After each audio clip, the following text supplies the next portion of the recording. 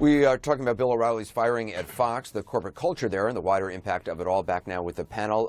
Van, I want to talk about your take on all of this. We actually found a clip of Bill O'Reilly talking about you, obviously from a couple of years ago, I think. Let's watch. This guy, Van Jones, let's be honest about this. Yeah. This was a guy who had, like, the lowest job you can have. Not true. No, this was a guy who was sitting in a lawn chair. Not true. All right, on the mall in Washington. Not true. Yes. No. Trying to get guys to rake up leaves to make it cleaner. True. He wasn't a big guy. This guy is riddled with lies and distortion. It's obviously him talking to Glenn Beck. I'm wondering what you make of Bill O'Reilly's downfall, basically. Well, I think a number of things. I've been sitting here just squirming, trying to just hold it in. So many things to say. First of all, I have to point out that any normal situation, Donald Trump has egg all over his face, his chest, running down his leg. He came out saying this guy's great. He's never done anything wrong. It turns out there was a pattern and a practice in that organization, Fox News, of multiple million-dollar payouts as basically a cost of doing business with having this guy in the building. And lots of people had to have known. You don't hand out $10, $13 million because of one employee. He can't keep his mouth shut, can't keep his hands to himself without lots of people knowing. The President of the United States put his name behind this guy's name. That's terrible. Number two, Ailes, Trump, and O'Reilly. Three guys now known for a kind of braggadocious, predatory behavior toward women. We're in this tug of war about what that means. One guy in the White House, two of them now out of public life. It looks like women and people who care about women and people who have functioning brain stems and care about respect are starting to win this battle. And so you're watching a major moment now in American life, in American culture. It's interesting to me, and I'll say this in my own just, I don't know, lack of decency, that when they were attacking me leaving the Obama administration, Ailes was in place, Glenn Beck was in place, O'Reilly was in place. They're all gone. I'm still here. Let the justice train move on. Jason, I want you to be able to respond to what Van said. Look, I certainly can't speak to what Mr. O'Reilly was saying about Van Jones, but I do think that some of Van's rhetoric on this was a little bit overblown. I mean, I think there were a number of false attacks that came out against the president this past year. I think voters decided this.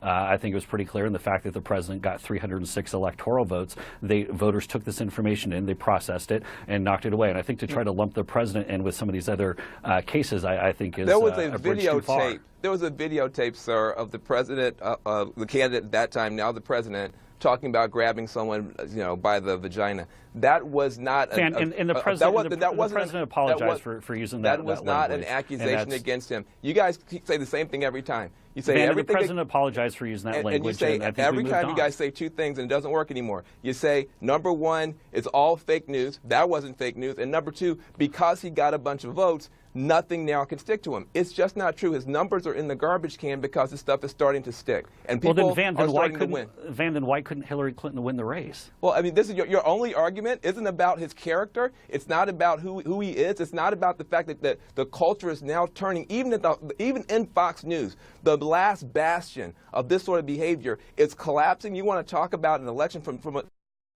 remember, you're not getting the point. You're not getting the message. But there are two different issues, Van. There are two different issues. What was going on at the other network and the unfounded attacks against the president are two completely different issues. Well, then why did he jump into the fight?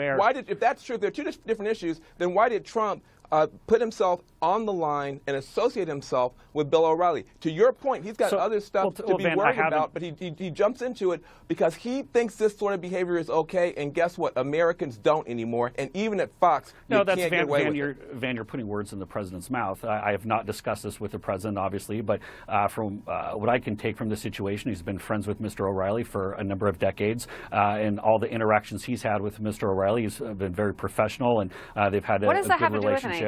I'm sorry. No, I think that's why I know, but I know this is what one at a time. Kirsten, go ahead. This is what Donald Trump said to me during the campaign about Roger Ailes, that that he's friends with him, and so and Roger was always a gentleman with him, and so therefore he knows that Roger would never sexually harass anyone. I mean, what on earth is he talking about? And I said this to him. I said, why would how he treats you, another man, have any bearing on how he interacts in private with other women? And that's what you just repeated again. That somehow because he's friends with Bill O'Reilly, that he can extrapolate from that he knows how Bill O'Reilly behaves Kirsten, in private with women. I think he was talking to his relationship with Mr. O'Reilly and what he No, he saw wasn't. in the years He was that he knew talking him. about whether or not. When I spoke to him, he was talking specifically about whether or not Roger Ailes had harassed anybody. And he also has done the exact same thing with Donald Trump. He has claimed that he knows something that he simply cannot know. Guys, I appreciate the effort to make this a big- he did say that Bill O'Reilly should not settle because he didn't think Bill O'Reilly did anything wrong. Right, but I think this is, the effort to try to make this a big pig pile on the president, how somehow what is going on with Mr. O'Reilly or even Mr. Ailes is somehow connected to Mr. Trump, I think is just a bridge too far here. I mean, look, the voters decided this. The president was very clearly speaking to what he thought about his relationship with Mr. O'Reilly, and